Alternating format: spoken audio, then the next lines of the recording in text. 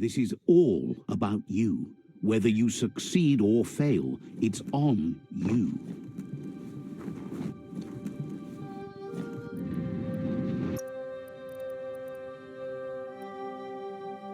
Flexity Flex.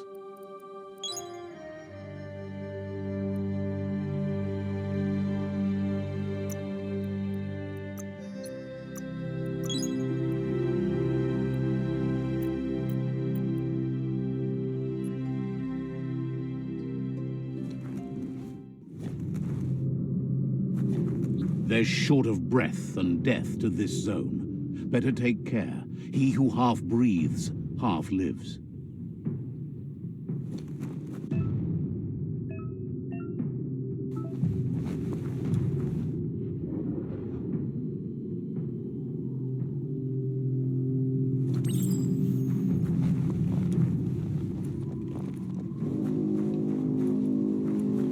That's the leftover you're looking for.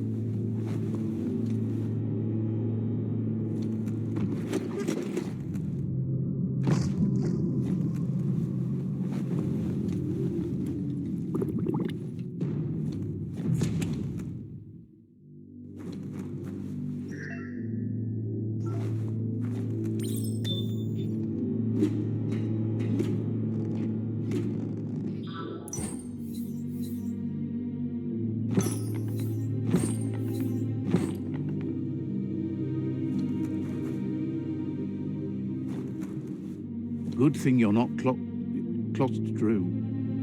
scared of tight places.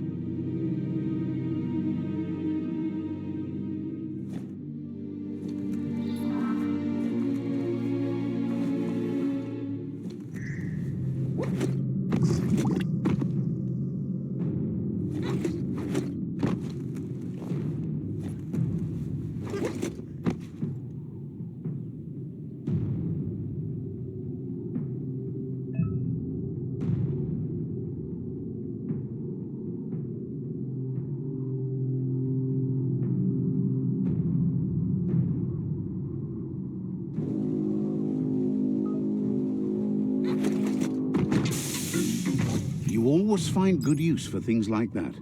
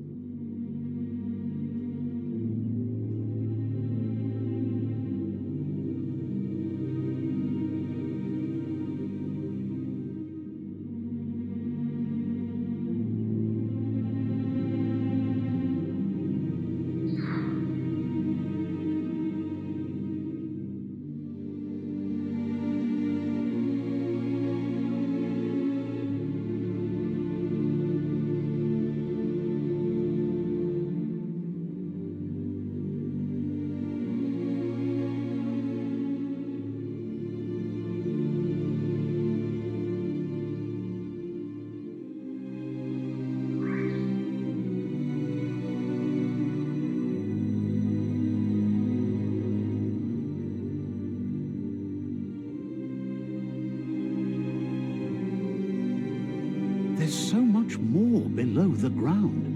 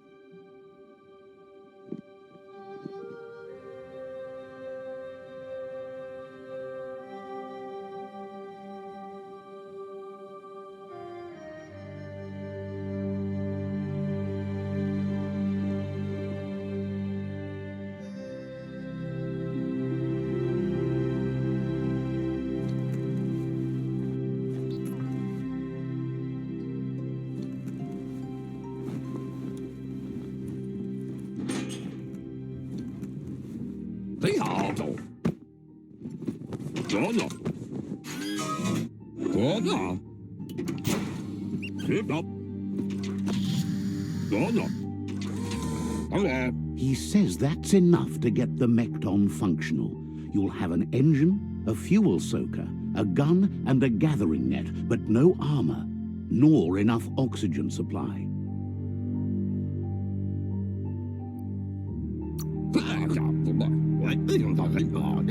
Something he devised to salvage valuables from the ground. There are usually spots hidden beneath puddles of oily goo where you can use the net. He's been working on another project for the mechton, a cannon, but it needs ammunition, and by that he means the scripts. He says if they're trained right, they'll turn into a distraction for the jumbo puff. The best way to find scripts is to go talk to Moog. He knows the ins and outs of every breathing thing left alive after the apocalypse. Unfortunately, this means you'll have to venture farther out into the dead zone than Moog's camp on the steep depot. Once you find Moog, he'll be able to give you directions to where you'll find scripts.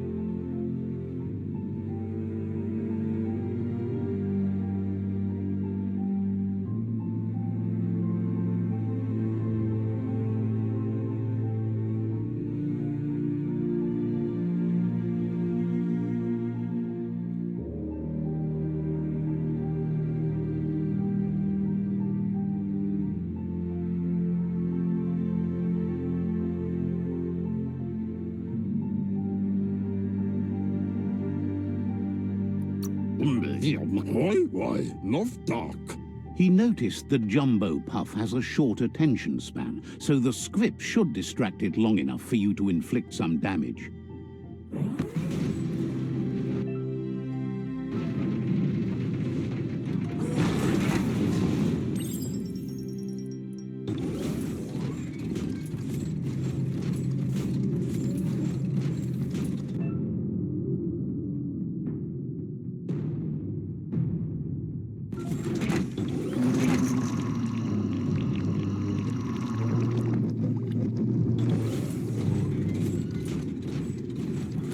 Better get moving before the day passes you by. The grease monkey's mechton is built sturdy, just like himself. Can you imagine how this place used to look before the dead oil flood?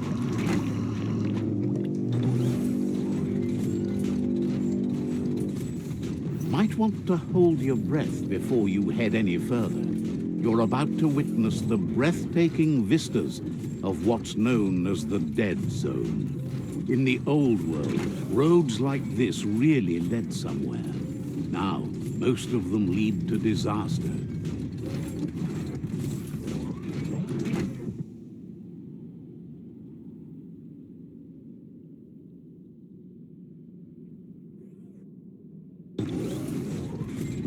That over there is Steepo Depot, the cliffside that Moon hangs on to.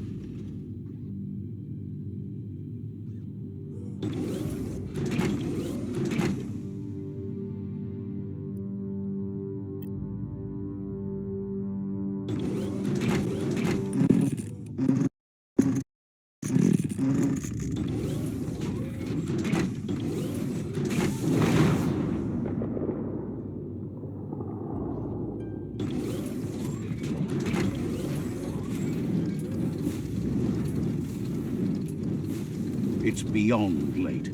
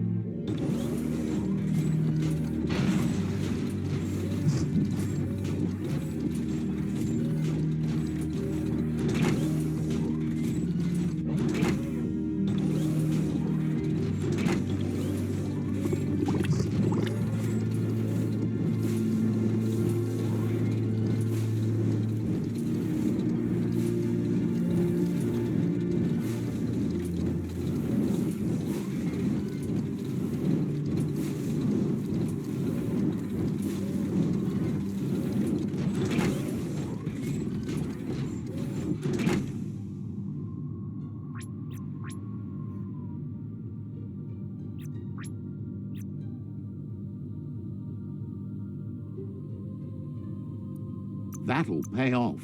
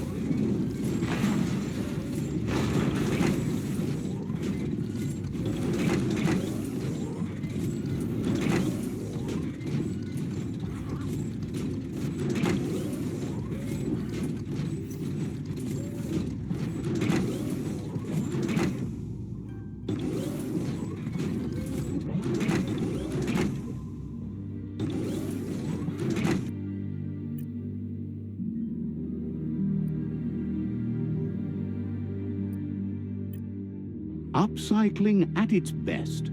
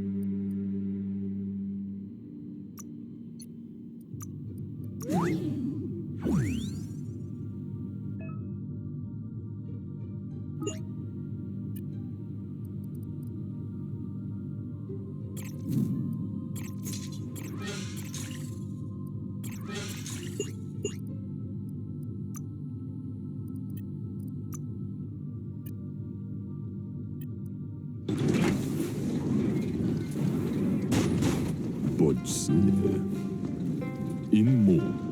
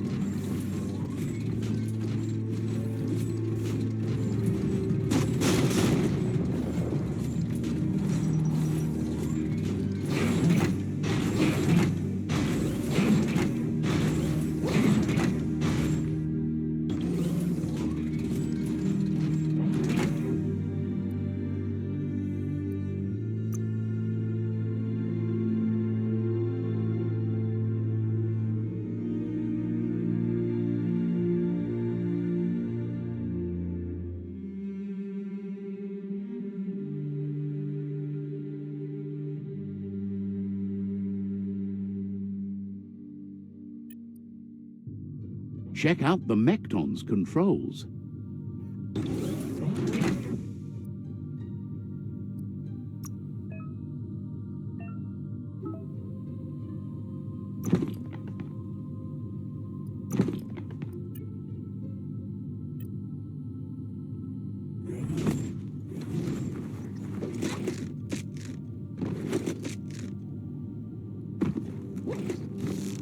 Who needs a ladder? This one's impressed to see you out here. He figured you'd be dead by now. Not many are. Claims he goes after the most dangerous game, huge monsters. Moog says that all your power doesn't do you a bit of good if you're not willing to pull the trigger when the time comes. Out there with the monsters, it's kill or be killed. Which will it be for you? You might have a steady aim, but you need to be sure that you pick your targets with care. It's hard to make those life or death decisions for others, but someone's got to do it.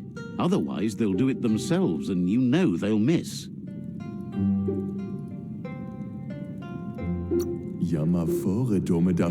Claims he mostly kills whoever he doesn't like. Says it's wild that the world seems to be coming back, but he supposes that means more monsters for him to shoot. Gets why you're thinning the herd so hard, but he wishes you'd leave some monsters for everybody else. Says you should give up on working with the stubborn myriad. He keeps trying to put out their lights, and they keep putting up new ones. He's afraid you're just as stubborn as them. But enough of that, right? He says the wildlife, nature, has changed and turned against us. Instincts of survival took over when the world changed. He's not sure about their veggie diet anymore, and if it's changed, who knows what it's done with the chemical composition of their body output. Right now, though, he feels he's come to a point where he's got a pretty clear idea on the whereabouts of monsters, both tall and short. Thinks that it all hangs on the tree of life. When it started to fail, everything changed. Moog says you must learn to walk before you can run. It takes practice before you can call yourself a monster hunter. Fortunately for you, he can help. He understands you need to start off with something small before you go big. There's no better place to start than a scrip cave.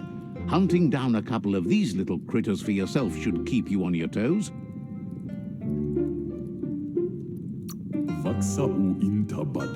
Thinks you have bigger issues than your so-called haunting skills if you're going to nitpick on his grammar.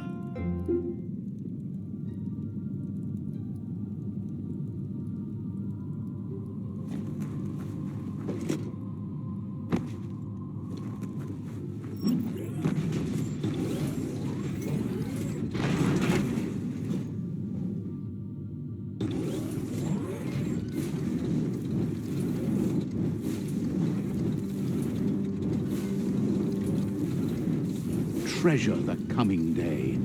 The world doesn't have so many anymore.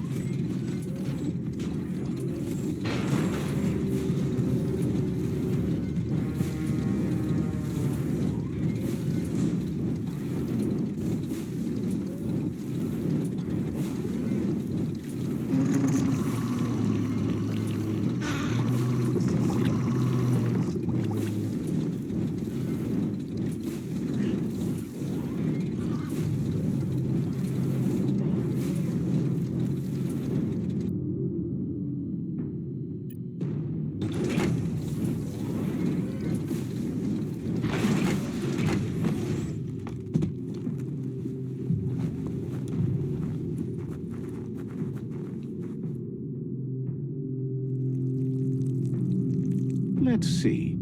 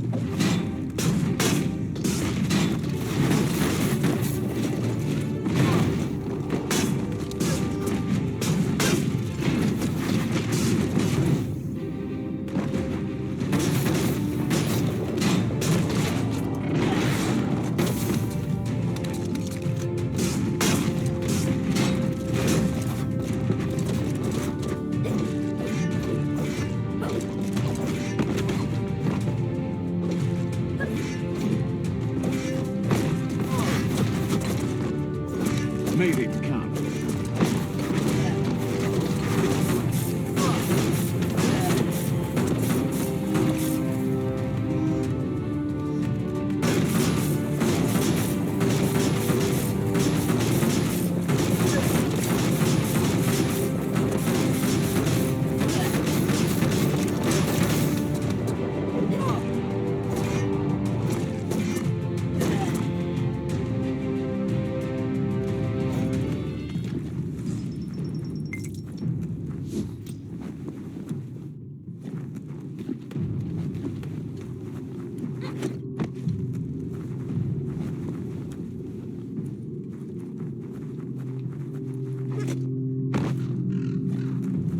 You'd be drier in a swamp.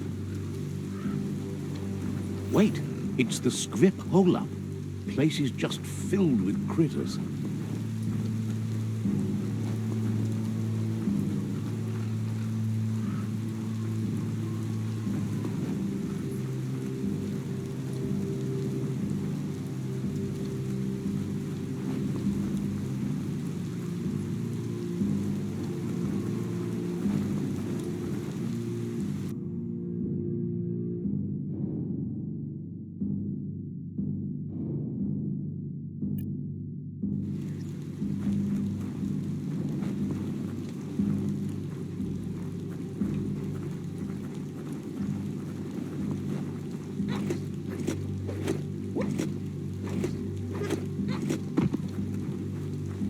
Everyone's going to hear you coming.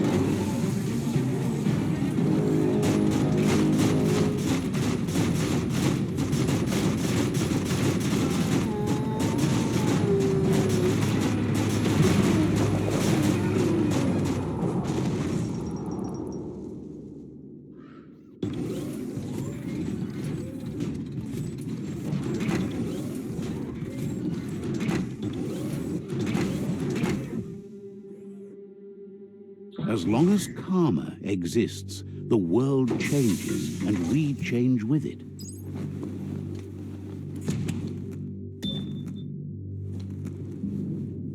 Once the volatilization from the nuclear waste evaporated, a volatile gas rose through the soil and infested structures, even Toxanol's own buildings. So, in a way, they caused their own death.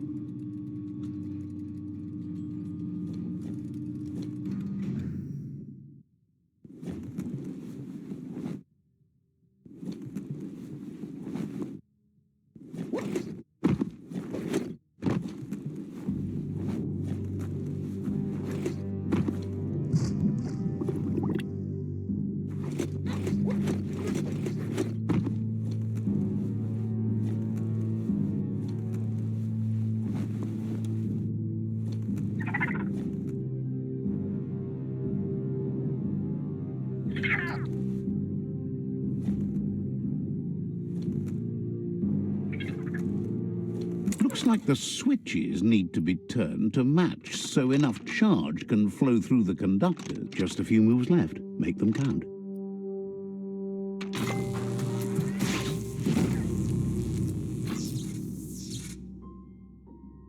Good. That's enough electric current to initiate the actuators and activate the framework.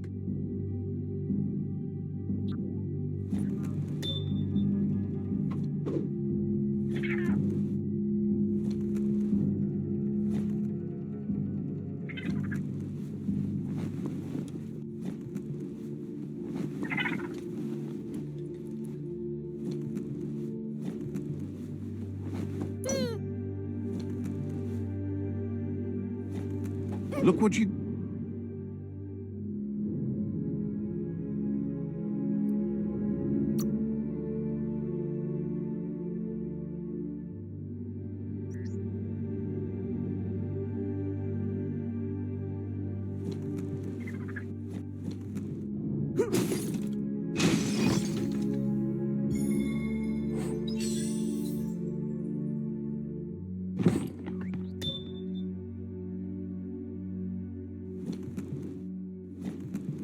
Good to be able to get stuff done while the world is awake.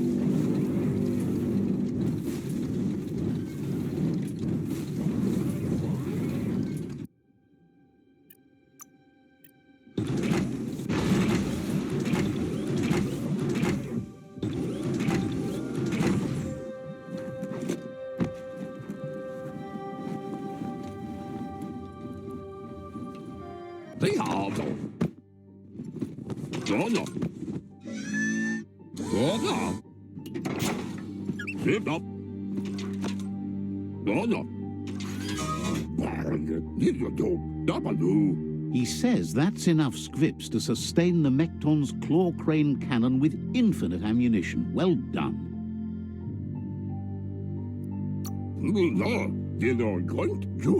It's not his cleanest invention so far, but it gets the job done. Use it to suck up gooey oil puddles in the Mechton's way so you can pass. Gizmo's made vehicles before to confront the Jumbo Puff himself, but failed.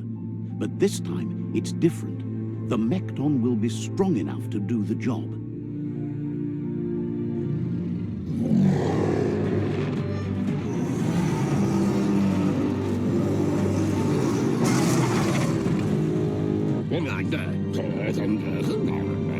It's time to put a stop to the World Eater now.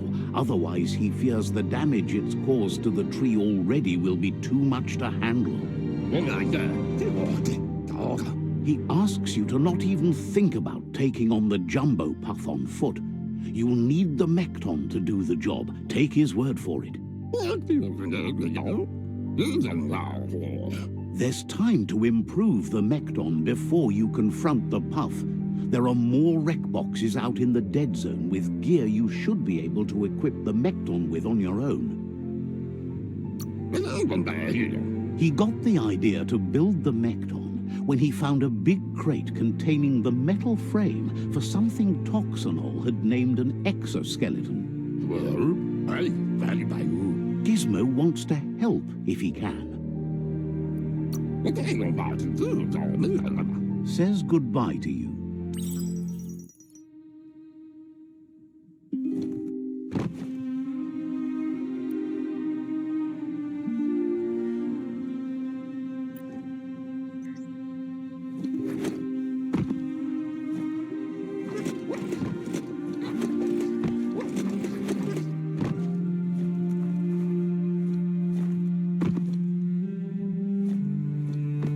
The plague that's ruining the land needs to be stopped.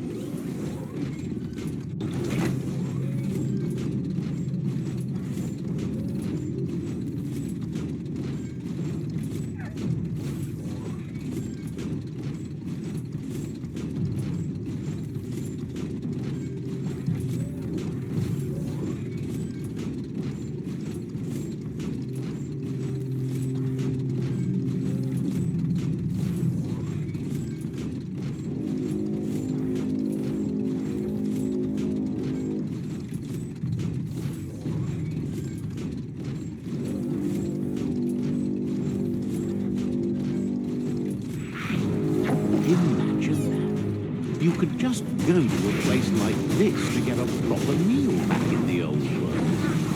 Fists of fury. Hey, nice shot.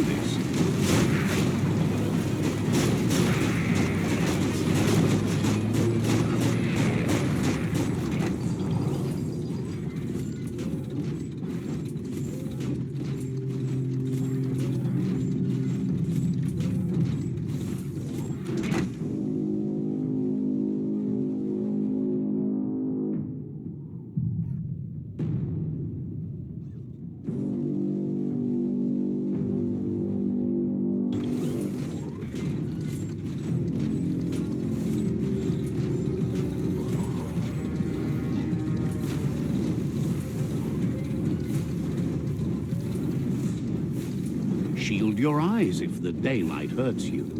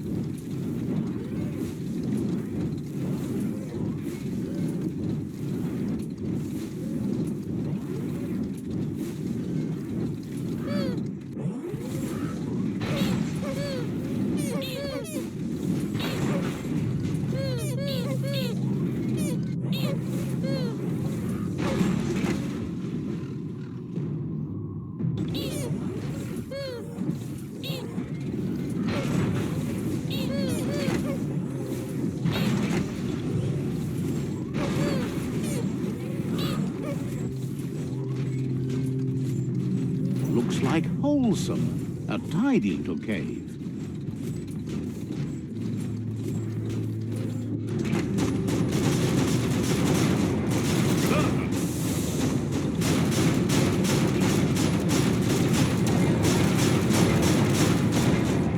This place is like one big secret that keeps unfolding.